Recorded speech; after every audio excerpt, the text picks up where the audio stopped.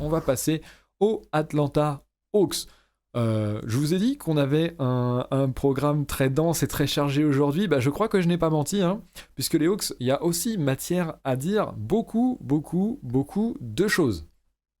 Alors que je vais charger l'illustration pour pouvoir la mettre en plein écran, surtout que c'est une de mes illustrations préférées dans le style que nous a concocté Jordan pour ses previews.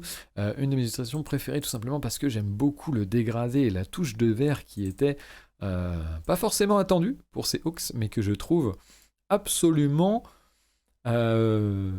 jolie, très belle, tout simplement. Et maintenant que j'ai meublé, on va pouvoir vraiment rentrer dans le sujet pour ces Atlanta Hawks. Une des bonnes surprises également de la saison passée. On parlait des Grizzlies juste avant, on a parlé des Knicks hier, mais les Hawks font bel et bien partie de ce trio de surprises, peut-être les plus grosses surprises de la saison, avec des succès récents intéressants. Et quel succès pour la franchise d'Atlanta. On pense notamment aux playoffs, hein, bien évidemment, ou à la surprise générale. Déjà, la qualification en 5e position de l'Est était vraiment plus qu'intéressante et un petit peu surprise déjà. Mais c'est vraiment le parcours de playoffs qui a étonné tous les observateurs, je pense, et qui entérine peut-être le passage d'une nouvelle ère chez les Hawks. En effet, au-delà de la reconstruction et du développement de talent, on passe maintenant à quelque chose, une phase peut-être plus compétitive autour d'un corps Trae Young, Collins, payé et prolongé au prix fort, auquel on a ajouté un entourage vraiment très sérieux. On pense à Gallinari, on pense à Bogdanovic, on pense également à Clint Capella, alors que le coaching staff a également changé dans la saison. Art Lloyd Pierce, qui avait décidément du mal à s'entendre avec ses joueurs, Trae Young en tête, et bienvenue à Nate McMillan, qui a vraiment redressé cette équipe, qui a vraiment fait passer cette équipe dans une autre dimension, qui peut-être n'attendait que ça, qui a ralenti la défense, qui a ralenti l'attaque, pardon, excusez-moi, une attaque plus lente qui est basée sur le pick and roll. Avec un joueur comme Trae Young, ce serait effectivement un petit peu stupide de se passer de cette arme. C'est la franchise qui utilise le plus, la deuxième franchise, pardon, qui utilise le plus de pick and roll dans la ligue, qui également a un faible pourcentage de turnover, de perte de balles, 10e de la ligue à ce niveau-là, et qui en plus, avec sa force au rebond offensif, 7e de la ligue, peut se permettre de ralentir le jeu et d'avoir une attaque plutôt efficace. Et puis surtout, Nate McMillan, ça a été d'énormes progrès en défense. C'est aussi là qu'on attendait la franchise de l'Atlanta, enfin qu'on ne l'attendait pas plutôt, qu'on a été surpris de l'avoir et qui lui a fait certainement passer un cap.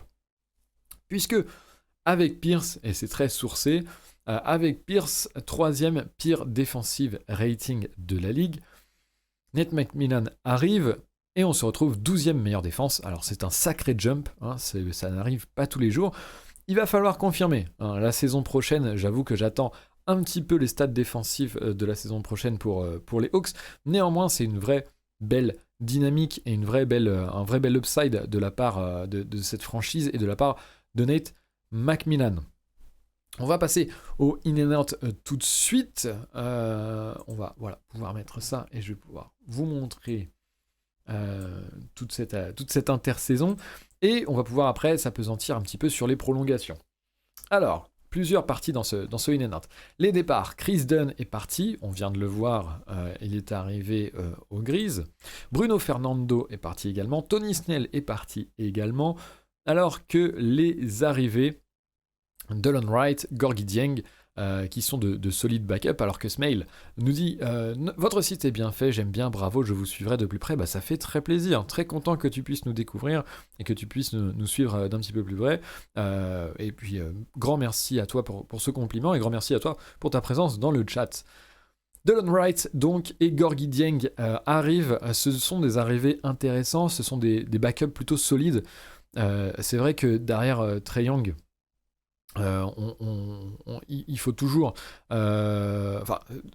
derrière un meneur, de toute façon, globalement, c'est toujours intéressant d'avoir du monde qui puisse assurer un petit peu le playmaking, etc. Delon Wright, c'est un backup expérimenté, donc ça permet de combler un petit peu ce manque. Pareil pour Gorgui Dieng, qui vient solidifier un petit peu la rotation en backup derrière Capella. Alors, il y a...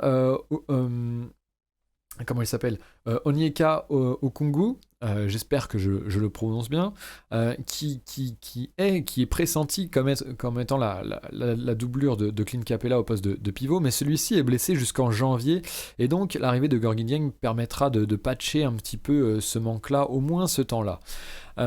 Les autres arrivées en réalité du côté d'Atlanta, elles se font par la draft cette année avec Jalen Johnson et Sharif Cooper. Alors, Nico qui nous dit j'aime bien les arrivées. Eh ben, si tu parles des arrivées de la draft, tu vas pouvoir peut-être en parler dans le chat parce que, pour être très honnête avec vous, ce sont deux joueurs que je connais moins. C'est aussi ça l'intérêt d'avoir mes amis de QI, de rédacteurs de QI basket avec moi, c'est que je peux potentiellement combler mes points d'ignorance. Donc je pourrais malheureusement pas trop vous parler de Jalen Johnson ou de Sharif Cooper. Je vous laisse néanmoins l'article de FD, qui est vraiment la preview de FD qui est vraiment excellente et où il approfondit un petit peu plus, même sans forcément être exhaustif, bien évidemment, c'est au cœur de la preview, donc il peut pas rentrer plus dans le détail que ça. Malgré tout, ce sera un petit peu plus développé dans la preview, et j'aurais voulu vous lancer sur les profils d'envergure. Malheureusement, OVH est down sur la France, donc du coup Envergure n'est pas accessible ce matin, donc je n'ai pas pu aller vous chercher ça, mais je vous invite à aller regarder les profils des poteaux d'Envergure qui font toujours un très bon taf. Néanmoins, de ce que j'ai pu lire, ce sont deux potentiels sleepers et deux joueurs qui sont vraiment descendus plus bas qu'attendus à la draft, c'est ce qui a permis aux Hawks de les sélectionner, et c'est certainement, en tout cas peut-être, puisque on reste dans le potentiel, une aubaine à moyen terme pour les Hawks. C'est en tout cas deux joueurs qui a priori ont un vrai potentiel, et donc sur lesquels ils pourraient compter à moyen terme. Hormis ça, vous voyez que l'été a été assez calme si on ne prend pas en compte. Alors que Smail nous dit j'ai accès au site Envergure. Ah bah parfait, ça voudrait dire que je pourrais y aller. Attention, faute de français. Je pourrais y aller tout à l'heure du coup pour mettre les liens Envergure dans les commentaires YouTube pour la rediffusion, donc c'est parfait. Tout à l'heure en préparant l'émission, je ne pouvais pas y aller vraiment, donc je suis content qu'ils aient réparé les choses. Je parlais surtout de Delon Wright et Gorgui Dieng. Les rookies, je ne connais pas trop, mais apparemment c'est des gros potentiels. Mais après, sur Delon Wright et Gorgui Dieng, on est tout à fait d'accord, Nikos, deux ajouts plutôt intelligents. Même si c'est pas clinquant, il faut ce genre de signature pour consolider les minutes en backup. C'est toujours intéressant. Donc un été calme au premier abord, si on ne prend pas en compte les prolongations, parce qu'en fait, ce qui a animé cette équipe des Hawks cette intersaison, ce sont les prolongations bien sûr de Trae en premier lieu. Alors bien sûr, Trae Young, il n'y avait pas vraiment de grosses discussions. C'est le maximum pour le rookie, 172 millions sur 5 ans, ça permet, et là c'est les leçons de Tom qui rentre, un spécialiste du cap et du CBA. C'est la seule somme qui permet en fait aux franchises de prolonger leur rookie sur 5 ans et non pas 4. Donc c'est forcément la solution qu'a retenue Atlanta. On ne passe pas outre un talent pareil. 172 millions donc, avec bien sûr les conditions un petit peu comme Michael Porter Jr., comme Shai Gilgeous-Alexander. S'il est All-NBA, s'il est MVP, s'il est défenseur de l'année, cette somme pourra être réévaluée à la hausse jusqu'à 205 millions, il me semble, quelque chose comme ça. Il y avait également la re-signature de John Collins à 125 millions pour 5 ans. Lui aussi, il fallait le sécuriser. Et donc former ce duo, sécuriser ce duo Trae Collins sur quelques années. Des Hawks qui voyaient aussi la signature de Capella, de Clint Capella, 46 millions sur 2 ans.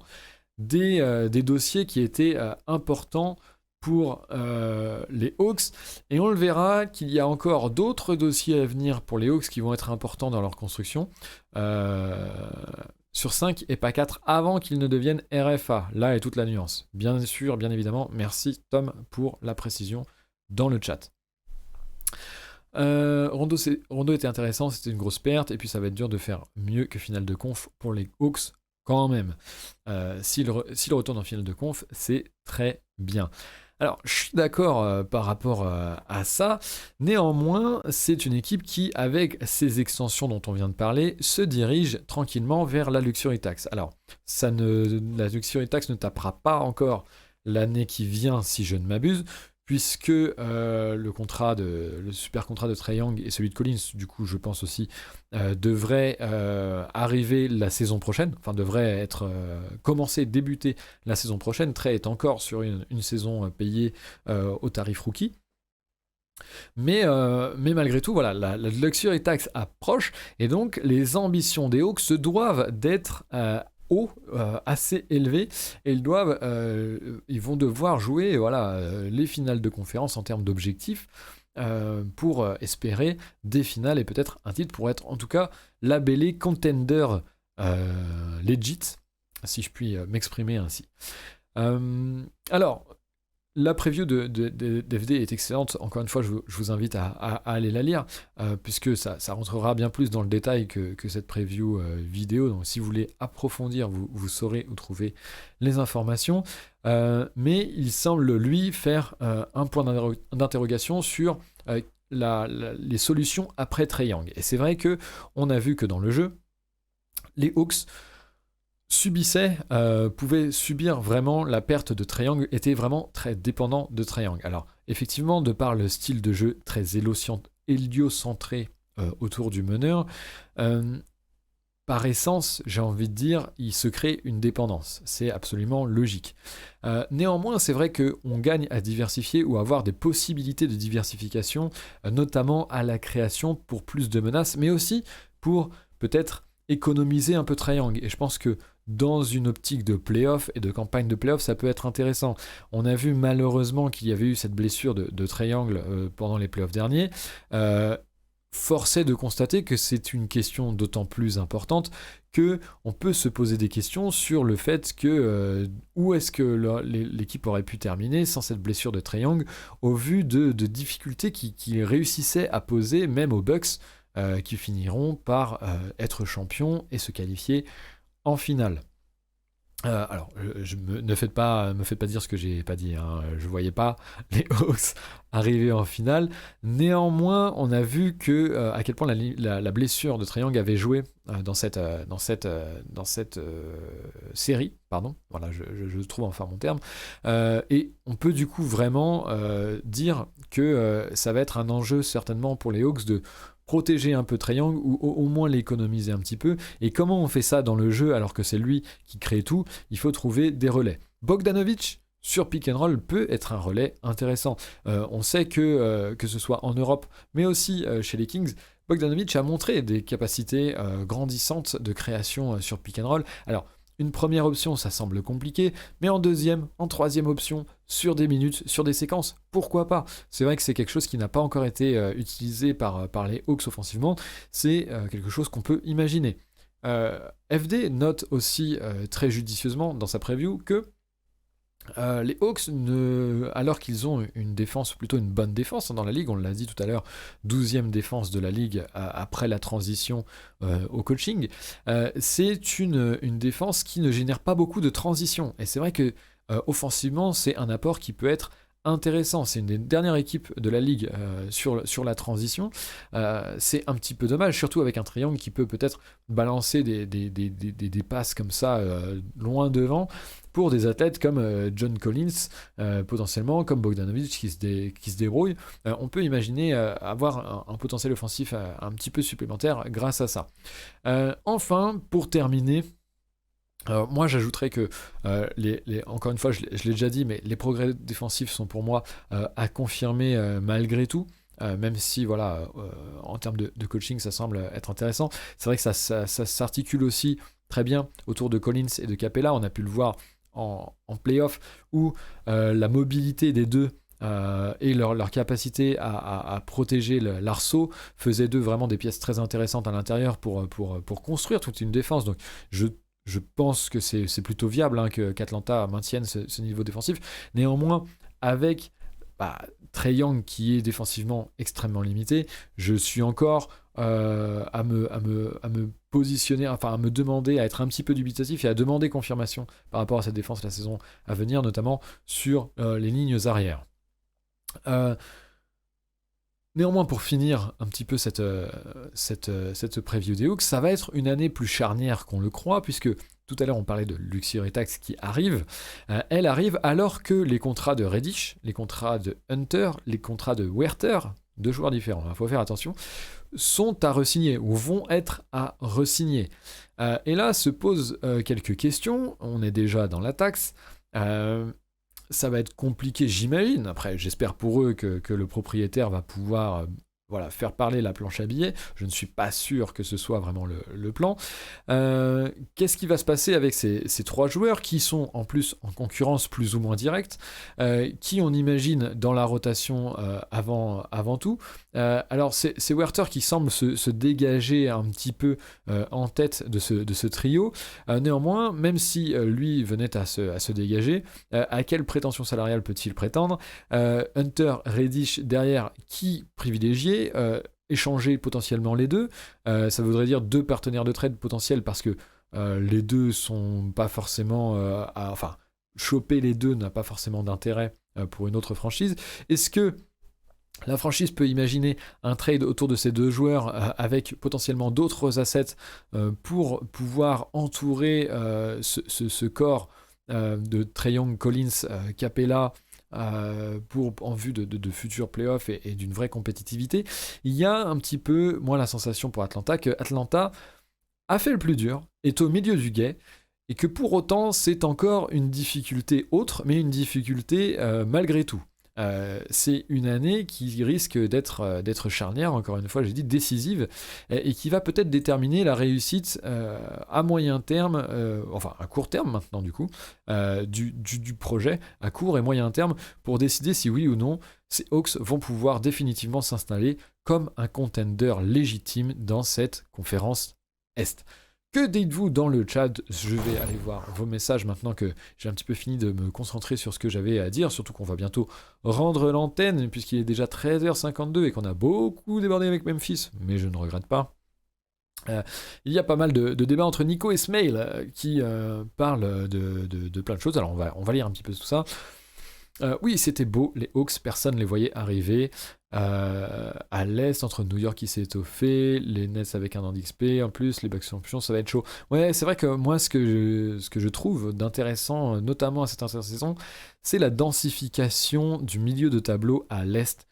C'est vrai que j'avais tendance à faire ce genre de formule toute faite de oui, mais à l'ouest c'est plus compliqué, à l'est tu peux être compétitif très rapidement, il n'y a pas forcément besoin de rien du tout, puisque ça a évolué, et je trouve qu'il y a vraiment une densification, une homogénéité à l'est dans la partie, dans le milieu de tableau, qui est à adresser et qui est à penser, puisque ça sera beaucoup moins facile de se qualifier à l'Est que ce qu'on pourrait croire.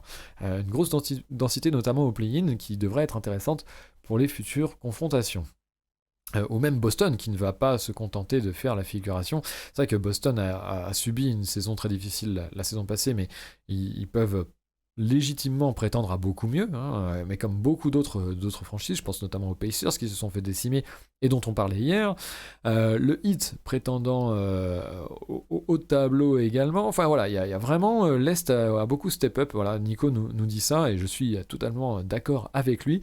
Ça va être une sacrée bagarre, cette histoire, nous dit Smile, et Smail sont presque homonymes, et d'accord avec lui. Ils sont hyper profonds pour la SR, et surtout ils ont la motivation pour jouer tout à fond, contrairement aux équipes de vétérans. Ça c'est un petit point supplémentaire que nous donne Tom, qui est intéressant à voir. C'est vrai que une équipe de jeunes qui a connu la défaite pourra peut-être être attendu plus motivé qu'une équipe de vets qui peut se reposer sur ses lauriers en étant un peu sûr de son niveau, et ça peut vite donner des surprises. Quelle ligue quand même, vite, ma dose. Ça arrive dans moins d'une semaine, 6 jours à attendre avant la reprise mardi prochain. Le junkie, un petit peu, mais on peut le comprendre, je crois. Tom qui nous dit genre Hit, Nets, Woki ont moins de motivation pour tout jouer à fond. Je suis assez d'accord avec toi. Alors, Hugo de Basket Catéchisme n'est pas là hein, pour nous dire. Mais tu vois, j'ai passé trop de temps avec lui et je sais déjà ce qu'il dirait à ton message. Oui, mais le hit, c'est la hit culture. Tu comprends, ça fait partie de l'ADN, on se donne à tout. Bon, on attend de voir, on verra. Avec l'arrivée de Kyle Lowry, le hit, on en parlera vendredi. Ça va être très intéressant. Mais je suis d'accord avec toi, Tom, il peut y avoir cet effet-là. Je pense notamment aux Celtics aussi la saison passée. Alors, ils ont eu plein de problèmes, hein, mais il y avait aussi un petit peu cette nonchalance, malgré tout. Alors, c'était aussi peut-être un peu la fin d'un cycle. Hein. Il y a beaucoup de choses il y a beaucoup de choses qui s'allient pour ce genre de choses, mais le hit est vieux, hein, effectivement. Il y a d'autres teams qui sont un peu vieilles. On pense aux Lakers, hein, en ce moment, c'est un gros sujet. C'est un gros sujet, là, potentiellement, l'âge de certaines équipes. Le hit est vieux et peu profond. Ça prend une tournure très particulière, Tam. On va peut-être prendre l'antenne. Je suis plus trop sûr que tu parles de hits. Voilà pour la vanne un petit peu vaseuse. Mais je pense on va s'arrêter là parce que là vraiment on part sur le hit et donc non, on parlait des Hawks. Donc je me dois de recentrer la discussion. On va de toute façon s'arrêter là pour ces Hawks-là. N'hésitez pas, en tout cas, pour ceux qui reverraient la preview, pardon, sur YouTube en rediffusion, n'hésitez pas dans les commentaires à nous dire ce que vous avez pensé de cette preview, de la franchise, à explorer les interrogations et les points qu'on a pu soulever autour de cette équipe. Moi, c'est le moment de vous remercier à tous. On a un petit peu plus duré, mais ça, je pense que c'est dû au fait que déjà les Grizzlies étaient présents. Alors là, la Grizz Nation était vraiment à fond. Ça fait extrêmement plaisir. Merci à vous tous. C'est également dû au fait que voilà, j'étais seul, malheureusement privé de mes compères de chez QI qui reviendront, hein, qui reviendront très vite. Ne vous inquiétez pas, dès demain, dès après-demain, on va souvent être 2 ou 3 pour terminer ces previews. Les Hawks sont hyper bons. Faut voir si le fait d'avoir trop de joueurs ne plombe pas la camaraderie. C'est vrai qu'avec l'effet de concurrence, des fois, ça peut détériorer un petit peu l'alchimie du vestiaire, nous dit Tom, et c'est une des dernières interrogations sur lesquelles on vous laissera par rapport à cette équipe.